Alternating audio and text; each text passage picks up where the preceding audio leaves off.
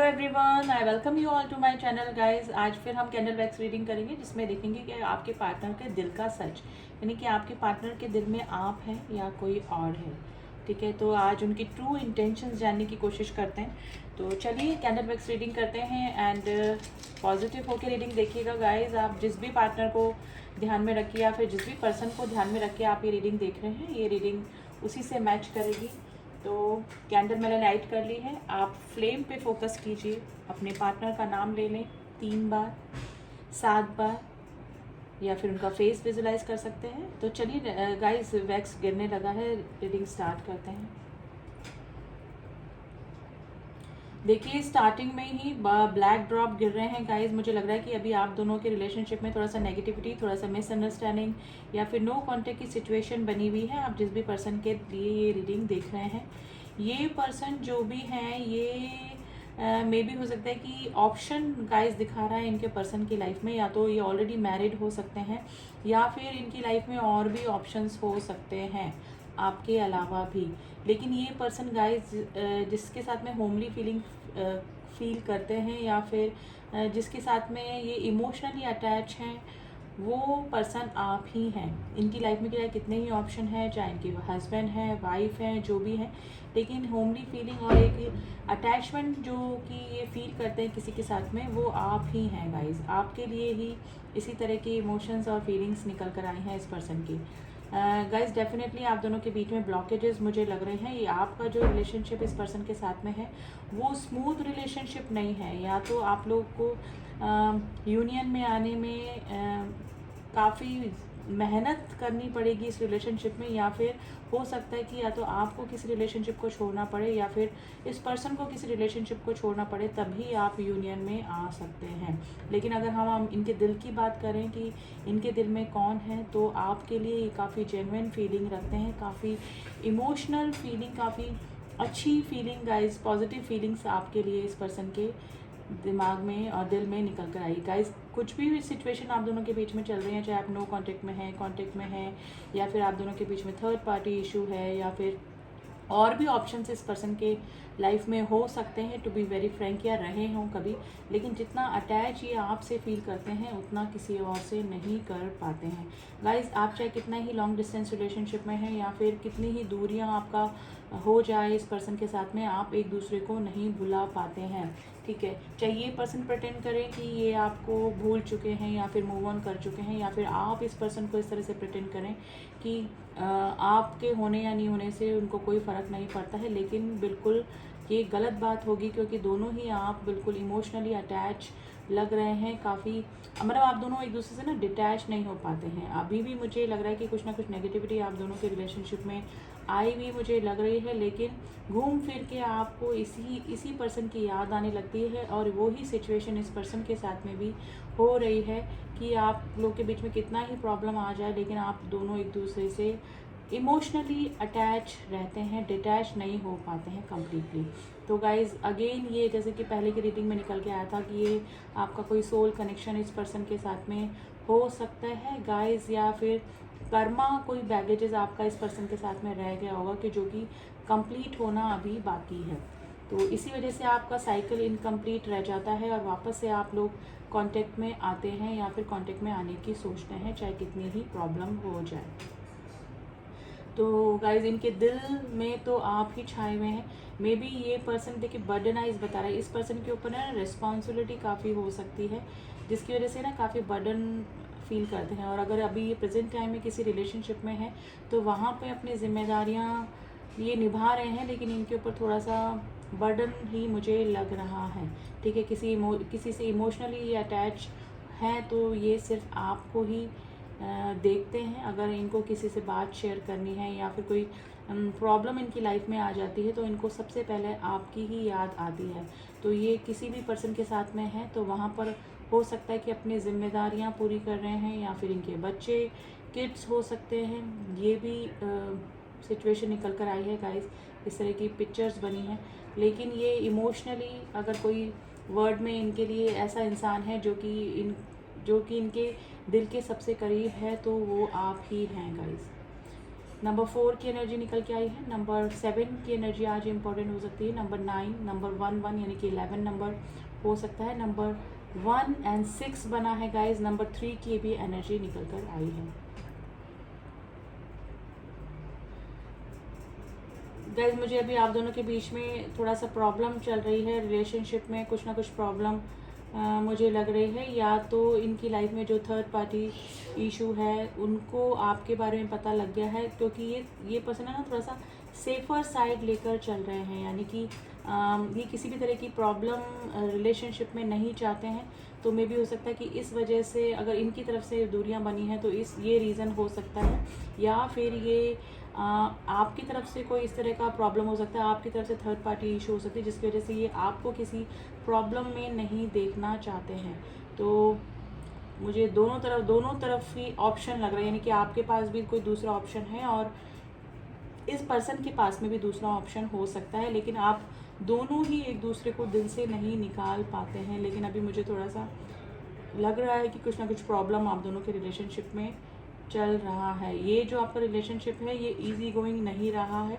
Past में भी इसमें उतार चढ़ाव मुझे लग रहे हैं, यानी कि अप एंड डाउन्स इस रिलेशनशिप में आते रहे हैं। और आगे भी अगर आप इस रिलेशनशिप में चाह रहे हैं कि आपका परमानेंट यूनियन हो जाए, तो आई थिंक गाइज ये रिलेशनशिप मुझे नहीं लग रहा है कि एक परमानेंट यूनियन ले सकता है, क्योंकि किसी को हटना पड़ेगा, यानी कि जो ब्लॉकेजेस हैं वो कम्प्लीटली हटेंगी तब आप परमानेंट यूनियन में इस पर्सन के साथ में आ सकते हैं। लेकिन अभी तो ये रिलेशनशिप ऐसे ही इन आउट वाली सिचुएशन में ही रहेगा, क्योंकि मुझे दोनों की तरफ से ही थर्ड पार्टी इशू लग रहा है। गाइज मुझे कोई फैमिली इशू नहीं लग रहा है, ये डेफिनेटली थर्ड पार्टी इशू ही है। लेकिन ये पर्सन जो भी हैं ये इमोशनली आपसे काफ़ी अटैच हैं, यानी कि कोई भी इनके साथ में हो उनके साथ में ये उतना अच्छा फील नहीं करते जितना कि आपके बारे में सोचने मात्र से ही ये काफ़ी हील हो जाते हैं और काफ़ी अच्छी फीलिंग में आते हैं। यानी कि अगर इनका कोई ड्रीम पार्टनर बनने लायक ये किसी को समझते हैं तो वो आप ही हैं। इनको आपकी जैसी ही क्वालिटी वाला पर्सन अपनी लाइफ में चाहिए था और अभी भी चाहिए, लेकिन मे भी हो सकता है कि परमानेंट यूनियन आप लोगों का पॉसिबल मुझे अभी तो नहीं लग रहा है फ़िलहाल गाइस, क्योंकि ब्लॉकेजेस लग रही हैं। लेकिन काफ़ी अच्छी फीलिंग आपके लिए है गाइस, कोई भी नेगेटिव फीलिंग इस पर्सन के मन में आपके लिए नहीं है। तो इनके दिल में कौन है तो सिर्फ आप ही हैं। बाकी ये रिलेशनशिप अपनी रिस्पॉन्सिबिलिटी या फिर जिम्मेदारियां हो सकती हैं या फिर मजबूरी, सोशल फेयर, सोसाइटी की वजह से ये अपनी जिम्मेदारियां पूरी कर रहे हैं, लेकिन दिल से दिल का कनेक्शन सिर्फ आपसे ही फील करते हैं। गाइस बहुत ब्यूटीफुल हार्ट बना है, देखिए मैंने जैसे ही नाम लिया दिल से दिल का कनेक्शन, तो बहुत ब्यूटीफुल हार्ट बना है। गाइस लेटर जी भी बहुत अच्छे से निकल के आया है और नंबर 8 है, और जो कि इन्फिनिटी को बताता है। ये रिलेशनशिप आपका नेवर एंडिंग रिलेशनशिप है। आप कितना ही दूर हो जाएं, नो कॉन्टेक्ट सिचुएशन में चले जाएं, आपका इस पर्सन से और इस पर्सन का आपसे जो अटैचमेंट है वो कभी कम नहीं हो सकता है। आप दोनों प्रिटेंड कर सकते हैं, इस तरह से बता सकते हैं कि हम दूर हैं, हमारे के बीच में कोई कांटेक्ट नहीं है, लेकिन आप लोग टेलीपैथिकली एनर्जी वाइज एक दूसरे से जुड़े रहते हैं हमेशा और जुड़े रहेंगे, क्योंकि ये मुझे कोई सोल कनेक्शन ही आपका इस पर्सन के साथ में लग रहा है। तो हमारा जो टॉपिक था कि इनके दिल में कौन है, तो दिल में तो सिर्फ आप ही हैं, चाहे ये कितने ही रिलेशनशिप में चले जाएं या अभी भी किसी रिलेशनशिप में हो सकते हैं, लेकिन ये जो होमली फीलिंग जिसके लिए है वो पर्सन सिर्फ आप ही हैं गाइस, ठीक है। तो अभी की एनर्जी तो गाइस ये ही निकल के आई है, लेकिन ये मुझे सोल कनेक्शन लग रहा है। आप दोनों ही एक दूसरे से काफ़ी अटैच फील करते हैं। अब इस पर्सन की तरफ से अगर नो कॉन्टेक्ट की सिचुएशन बनी हुई है तो देखते हैं कि कोई एक्शन हो सकता है। आपका नो कॉन्टेक्ट अगर है तो कॉन्टेक्ट में बदल सकता है। कंप्लीशन एंड विजडम का कार्ड आया है एंड आइसोलेशन। देखिए आपसे दूर अगर ये पर्सन है तो ये आइसोलेशन की स्थिति में, यानी कि किसी से ना ज़्यादा बोलना ना ज़्यादा मिलना, आइसोलेशन यानी अपने इमोशंस को किसी को शो नहीं करना, शांत बैठे रहना, अकेले बैठ के काफ़ी दिनों तक सोचते रहना।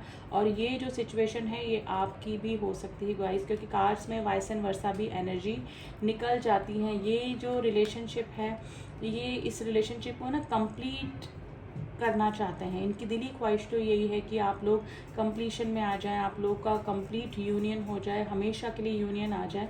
लेकिन फिर ये कुछ चीज़ें अपनी इस तरह से इनके दिमाग में आती हैं कि ना कुछ समझदारी से काम लेते हैं, यानी कि इस रिलेशनशिप में ना फूक फूक के कदम रखते हैं, थोड़ा सा सेफर साइड लेकर चलते हैं ताकि खुद को भी प्रॉब्लम ना हो और आपकी लाइफ में भी कुछ प्रॉब्लम ना हो जाए।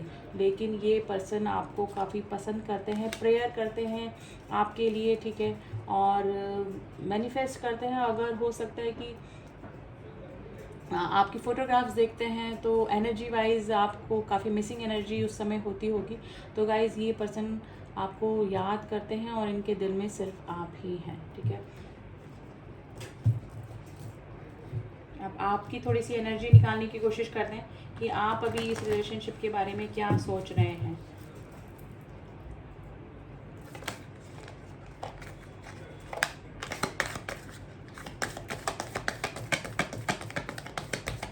मेरे व्यूअर्स की क्या एनर्जी चल रही है इस रिलेशनशिप को लेकर। मेरे एक कार्ड अनफोल्ड हुआ है 3 ऑफ कप्स, यानी थर्ड पार्टी इशू है। अगर आप नहीं मिले हैं इस पर्सन से काफ़ी दिन से तो आप मिलना चाहते हैं, मीटिंग करना चाहते हैं, आप इनके साथ में अच्छा टाइम स्पेंड करना चाहते हैं। लेकिन थर्ड पार्टी इशू डेफिनेटली आप दोनों के बीच में है जो कि ब्लॉकेजेस क्रिएट कर रहा है। 2 ऑफ कप्स की एनर्जी है गाइस। अगर नो कॉन्टेक्ट की सिचुएशन है तो इस पर्सन की तरफ से ही कोई ना कोई आपको मैसेज कॉल आने के चांसेस बन रहे हैं, क्योंकि दोनों की तरफ से ही मिसिंग एनर्जी बनी हुई है।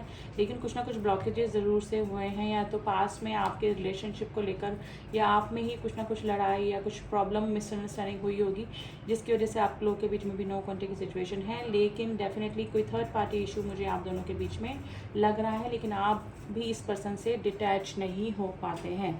ये गाइस मुझे डेफिनेटली सोल कनेक्शन लग रहा है आपका इस पर्सन के साथ में, ठीक है। तो ये थी एनर्जी गाइस। आपके पार्टनर तो काफ़ी मिस कर रहे हैं आपको, और आप भी चाहे कितना ही उनको ब्लॉक कर दें, चाहे कितने ही आप ये शो करें कि मुझे कोई फ़र्क नहीं पड़ रहा, लेकिन आप भी इस पर्सन से मिलना चाहते हैं, मीटिंग करना चाहते हैं।